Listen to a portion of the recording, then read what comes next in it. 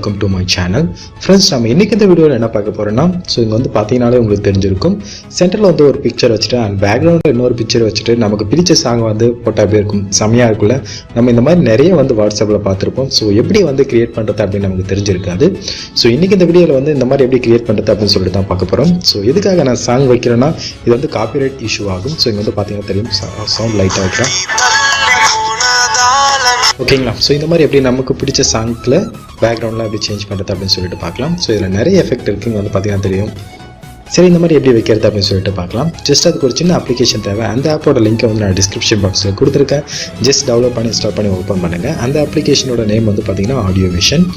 open பண்ண உடனே உங்களுக்கு வந்து பாத்தீங்கன்னா இன்டர்ஃபேஸ் வந்து இப்படி தான் இருக்கும்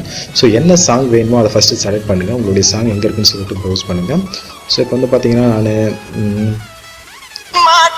இந்த சாங்ல இருக்கக்கூடிய பேக்ரவுண்ட் எல்லாத்தையுமே நான் சேஞ்ச் பண்ண போறேன் எப்படின்னு சொல்லிட்டு பார்க்கலாம் ஜஸ்ட் இங்க வந்து பாத்தீங்கன்னா ஒரு 3 டாட் இருக்கு இல்லையா அதை கிளிக் பண்ணுங்க அதை கிளிக் பண்ணிட்டு ஃபர்ஸ்ட் நம்ம வந்து பேக்ரவுண்டை சேஞ்ச் பண்ண போறோம் அதனால செட் பேக்ரவுண்ட் அப்படின்றத வந்து கிளிக் பண்ணுங்க கிளிக் பண்ணிட்டு அதை வந்து லேண்ட்ஸ்கேப்பா நமக்கு வந்து வேணுமா இல்லை போர்ட்ரைட்டா வேணுமா அப்படின்னு நீங்க செலக்ட் பண்ணுங்க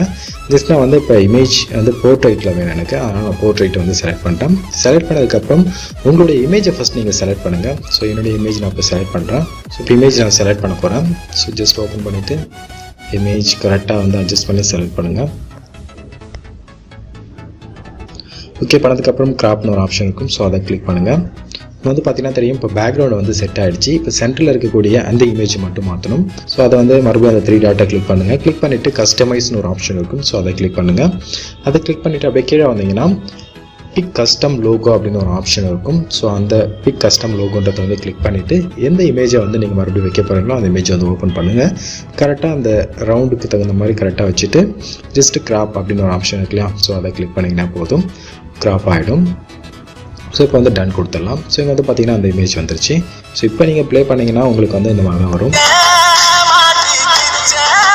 இந்த மாதிரி வந்து பேக்ரவுண்ட் எல்லாமே சேஞ்ச் ஆகிடும் நமக்கு வந்து விஷுவலைசர் வேறு ஏதாவது சேஞ்ச் ஆகணும்னா பக்கத்தில் நிறைய எஃபெக்ட் இருக்குது அதை சேஞ்ச் பண்ணி மறுபடியும் இதே சென்டரில் வந்து நம்ம அதே மாதிரி போயிட்டு வச்சுக்கலாம் ஓகேங்களா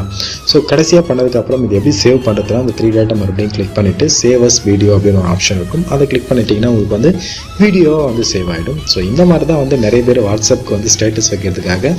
அவங்களுடைய இமேஜையோ அல்லது அவங்களுக்கு பிடிச்சவங்களுடைய இமேஜையோ வச்சு இது பண்ணுறாங்க ஓகேங்களா இந்த வீடியோ கண்டிப்பாக உங்களுக்கு ரொம்பவுமே உபயோகமாக இருந்திருக்கும்னு நினைக்கிறேன் பிடிச்சிருந்தா உங்கள் நண்பர்களுக்கு ஷேர் பண்ணுங்கள் அண்ட் மறக்காமல் நம்ம சேனலையும் சப்ஸ்கிரைப் பண்ணுங்கள் நம்ம நெக்ஸ்ட் வீடியோவில் பார்க்கலாம் பாய்